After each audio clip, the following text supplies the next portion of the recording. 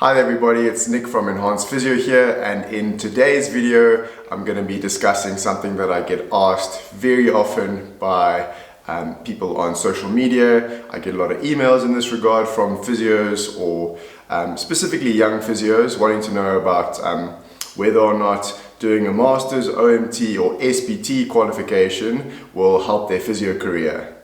So my view on this topic is you got to take it kind of in context. So I'm going to speak from my own personal experience and my point of view. I think what's happening in sort of the marketplace in South Africa for physios, specifically sports and orthopedics, is that it's quite bottom heavy at the moment, it seems, where there's a lot of new graduates entering the market. And I think because employment opportunities are sometimes a little bit limited, we want to differentiate ourselves by doing extra courses or qualifications, diplomas or master's degrees, and that's where the master's, OMT, SPT kind of comes into it. People might think that it'll give them the edge in terms of employment or just up their skills so that you can kind of be better in whatever current position you have. For me personally, the reason why I undertook a postgraduate degree was more for gaining personal experience and skills, whether it's technical or theoretical, to kind of make myself a better physio, not necessarily to chase better career opportunities, because I did it at age, I did it starting in 2017. It took 2017, 2018, 2019, where I registered for all 3 years, and then I handed in before registration of 2020. So at the moment I'm completed, I've received my marks and I've passed the coursework and my thesis, but I'm only going to be graduating at some point later in this year. The reason why I undertook the whole master's journey was more so for myself, because I think my special interest in physio is more kind of in the lines of sports science, what we would kind of consider in South Africa more in the strength and conditioning kind of realm. But what I noticed in the UK and in the States, a lot of physios have a big base of knowledge with regards to strength and conditioning and sports science.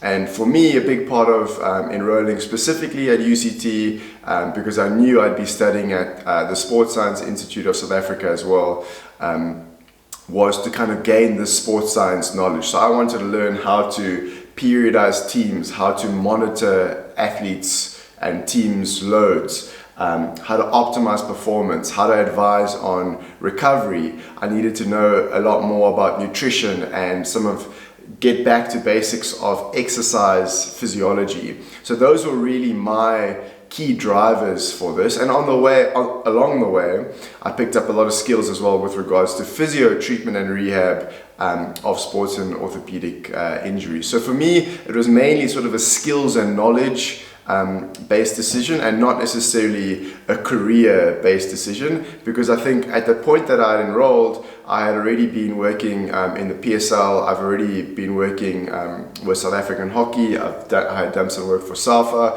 So I'd worked in terms of sports at quite a high level, and it wasn't going to push me any further, but it was going to really consolidate my knowledge and match my experience with my formal qualifications. So whether it's a master's degree, your OMT or SPT, all of the above are pretty challenging and not the easiest to get through. So for me, it really comes down to what are the reasons behind you wanting to kind of expand your formal education. And sometimes I see, and it's not in a judgment sort of way, but it's a very tough road. And if you're just chasing a piece of paper at the end of it, that's not really a big motivator, or for me anyway, and I see it for a lot of people. It doesn't really motivate you to kind of keep going, especially when things are really challenging. It's also not the easiest thing to do, because at this point in your career, you're probably working full-time and then studying part-time as well. And it's part-time, especially the masters, but it is quite a big time commitment.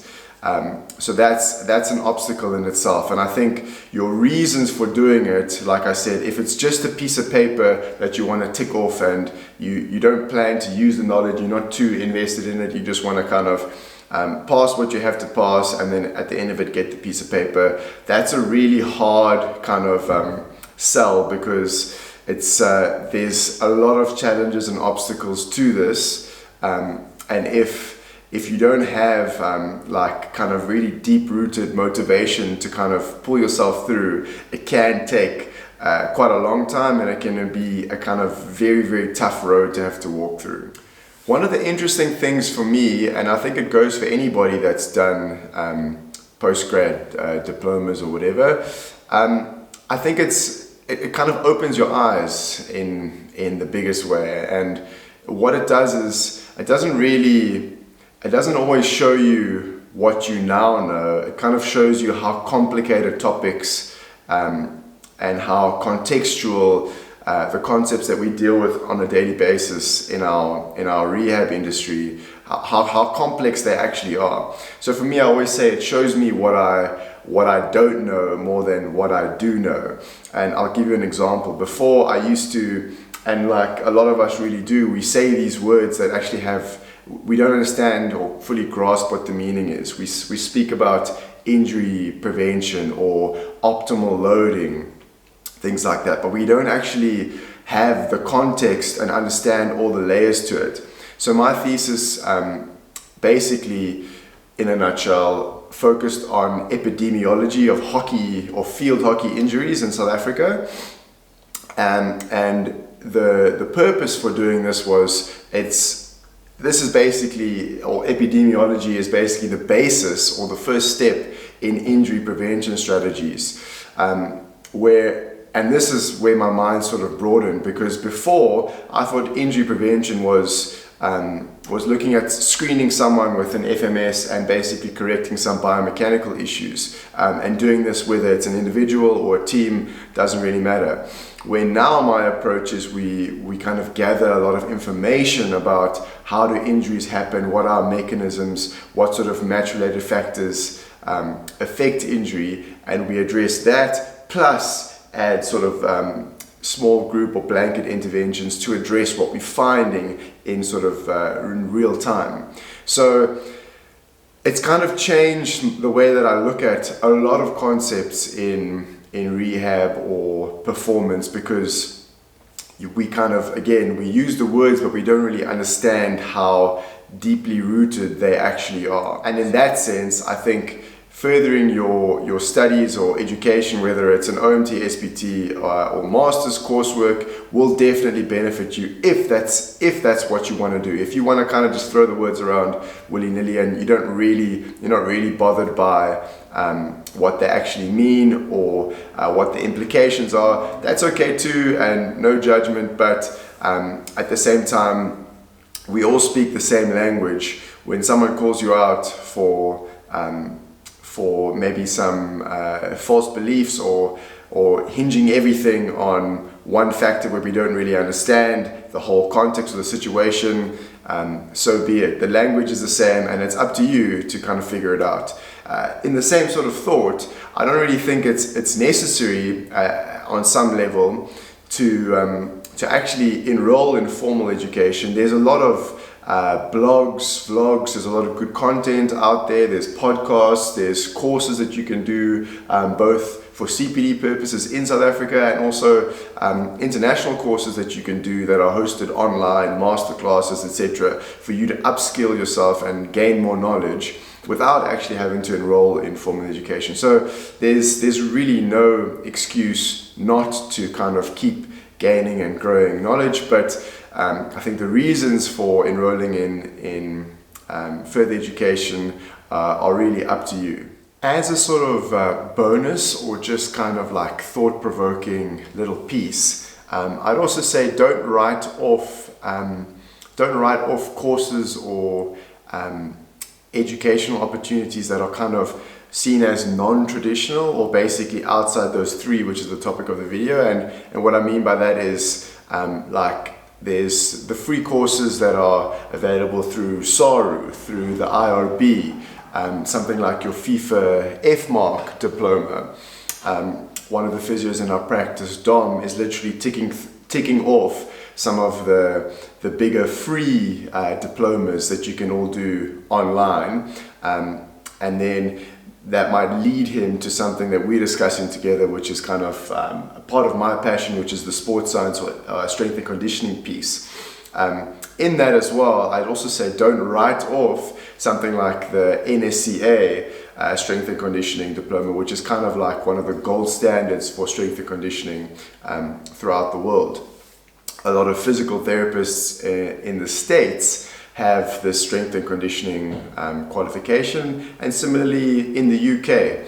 I know we've got physios in South Africa and biokineticists to kind of help us in managing the rehab piece. But as physios, I often feel that we don't really grasp the kind of concepts of strength and conditioning, exercise physiology, performance, because we focus purely on the injury sort of basis. But in the holistic context, there's a lot more things that affect it. So for me personally, getting my head around that was a massive part of enrolling in studies. But at the same time, if you didn't want to go that route, you could do an NSCA or ISSA or a diploma in strength and conditioning online, which will also kind of broaden your knowledge. So I wouldn't say get hung up on just the three that we're discussing in this video. Explore your mind, or expand your mind, and kind of explore all the options that there are out there, because it's in the context of the world, physios are doing some really incredible things. Physios are head of performance at massive football clubs or sporting organizations. In South Africa, our current Springbok head coach, Jacques Niedauber, is actually a qualified physio. So I think we just need to also shift our mind a little bit to what we are actually capable of. So in that respect, go out and consume as much information, apply as much information as possible, think out of the box, and yeah, this is your career, and all the knowledge is basically out there in the universe. You can go consume it however you want. Give us some feedback on this video, give us your thoughts, whether you've done an OMT, SPT or Masters, or whether you've done some of the S&C kind of courses. What has your experience been? What would you suggest to other physios out there? And yeah, we look forward to hearing your feedback.